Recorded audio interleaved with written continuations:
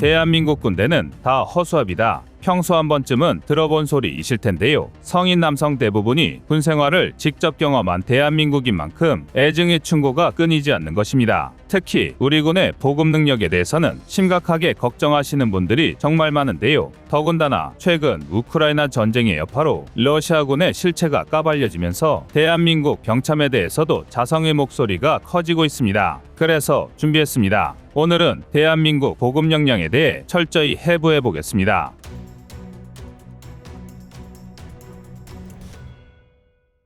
초보자는 전술을 연구하지만 숙련자는 보급을 연구한다. 인류사 최초의 전쟁부터 21세기의 현대전까지 보급의 중요성은 100번 강조해도 지나침이 없는데요. 이 중에서도 특히 현대전에 와서는 군이 운용하는 대부분의 장비가 기계화되면서 보급 능력이 더욱 중요해졌습니다. 오죽하면 일부 전문가들은 보급이 3일 이상 끊긴 부대는 설령 사상자가 없을지라도 사실상 전멸한 것과 다름없다고 강조하는데요. 단적으로 현대전에서 유류 보급만 끊겨도 전차, 장갑차, 자주포, 전투기 등 거의 모든 무기체계의 운용이 불가능해지기 때문입니다. 멀리 갈 것도 없이 당장 우크라이나 전쟁만 봐도 이를 알 수 있는데요. 전쟁 개시와 함께 키이우로 진격하던 러시아군 차량 행렬이 64km나 돈주한 희대의 사건은 키이우 포위 실패의 결정적인 계기가 되었습니다. 그리고 이를 기점으로 우크라이나의 반격이 시작되었는데요. 심지어 러시아군은 이 초유의 사태를 일주일 넘게 해결하지도 못하고 방치하면서 우크라이나가 패배할 것이라는 예측을 한 방에 뒤집어 버렸습니다. 그런데 이를 보고 많은 분들이 우리 군 또한 비웃을 처지가 아니라며 경고하고 계십니다. 실제로 많은 군사 전문가들이 오래전부터 우리 군의 육상 보급 능력에 대해 점검이 필요하다고 경고하고 있는데요.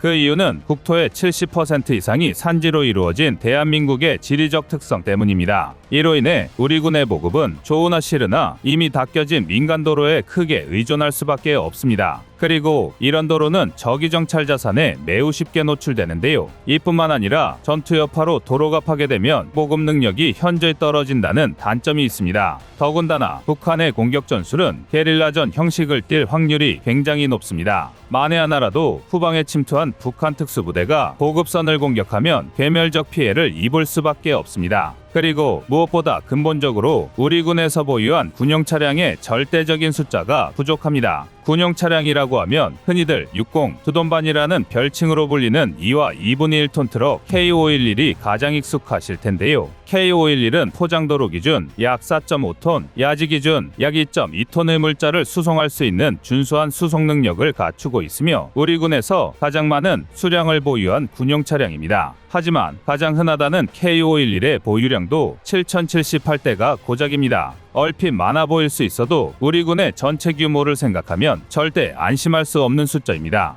여기에서 흔히 레토나라고 불리는 K131이나 K151 같은 소형 전술 차량을 제외하면 문제는 더 심각해집니다. 바로 5톤 차량 K711 때문입니다. K711은 포장도로 기준 9톤, 야지 기준 5톤의 물자를 수송할 수 있는 만큼 우리 군의 보급 역량의 큰 축을 차지합니다. 실제로 K711은 강력한 출력을 바탕으로 약 7톤에 달하는 155mm 견인곡사포를 견인하는 것은 물론 전투의 비탄을 수송하는 임무를 담당하는데요. 또 K136 구룡의 추진체 수송에도 K711이 동원됩니다. 다시 말해 직접적인 활용 무기는 아니지만 결론적으로 우리 군의 화력에 빼놓을 수 없는 중요한 차량인데요. 그런데 이런 중요한 위치에도 불구하고 우리 군에서 보유한 K711의 총수량은 겨우 4,810여 대에 불과합니다. 더군다나 이마저도 수명 초과 비율이 무려 65%에 달합니다. 실질적으로 약 3,120대의 K711이 내용 연수를 넘긴 노후 차량인 것입니다. 심지어 이 중에서 1990년 이전에 도입된 K711만 해도 1,638대에 달하는데요. 즉 우리 군에서는 약 53만 명에 달하는 병력이 보급을 언제 퍼질지도 모르는 11,888대의 군용 차량에 의존하고 있는 것입니다.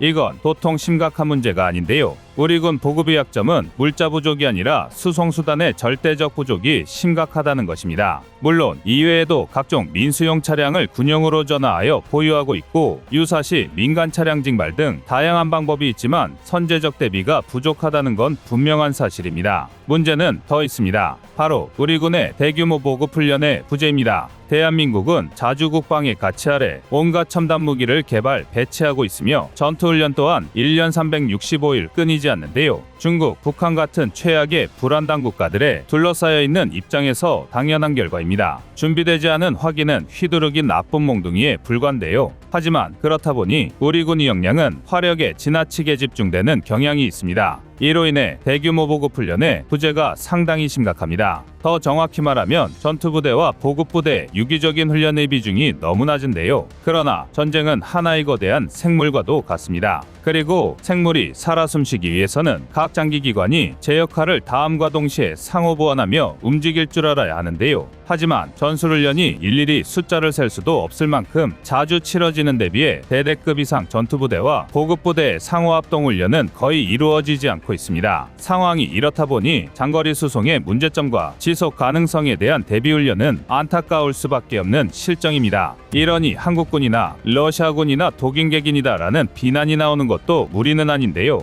그러나 지금 우리 군의 상황이 좋지 않다고 해서 대한민국과 러시아의 상황을 직접적으로 연결짓는 건 지나친 비약입니다. 러시아는 전쟁이 시작되기 전부터 한 가지 치명적인 실수를 저질렀는데요. 바로 자신의 힘에 도취되어 자만에 빠졌다는 것입니다. 침략군이면서도 빠른 승리를 장담하고 침공을 강행한 탓에 지속 가능한 보급은 애초부터 염두에 두지 않았는데요. 이를 미국과 비교해보면 얼마나 멍청한 행동이었는지 쉽게 알 수 있습니다. 일례로 미국은 제2차 세계대전의 경험을 바탕으로 전투병력과 지원병력을 1대10이라는 말도 안 되는 비율로 유지하고 있습니다. 간단히 말해 10만의 전투병력을 위해 100만에 달하는 지원병력을 준비하는 건데요. 반면 러시아는 소련 시절 똑같이 제2차 세계대전을 겪었음에도 보급을 천시하던 과거의 학습을 바꾸지 않았습니다. 실제로 러시아는 전투병력과 지원병력을 1대5가 아니라 5대1이라는 정신나간 비율로 유지하고 있습니다. 즉, 단 10명이 최소 50명에 달하는 병력의 식량, 치장물자, 장비 수리, 연료 공급 등 모든 병참 임무를 수행해야 한다는 것입니다. 당연히 얼토당토하는 근성론인데요. 심지어 러시아는 부족한 수송 능력을 철도를 통해 극복하려 했지만 이마저도 철저히 실패했습니다.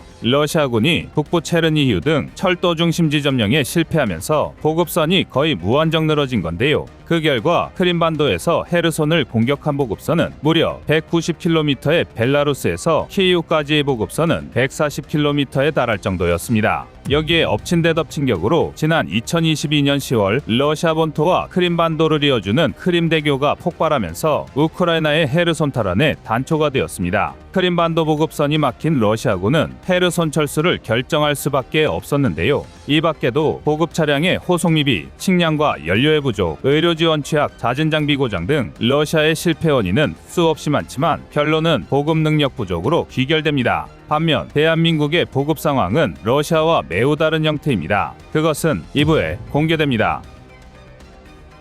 안녕하세요, 꺼리투브입니다. 여러분의 가부나 성원에 힘입어 군사무기에 관심 없는 분들도 쉽게 이해하실 수 있는 대한민국의 육해공 군사무기의 숨은 비하 이야기를 책으로 엮었습니다. 하루 종일 검색해도 절대 찾을 수 없었던 비밀스러운 내용을 이제 책으로 만나보세요.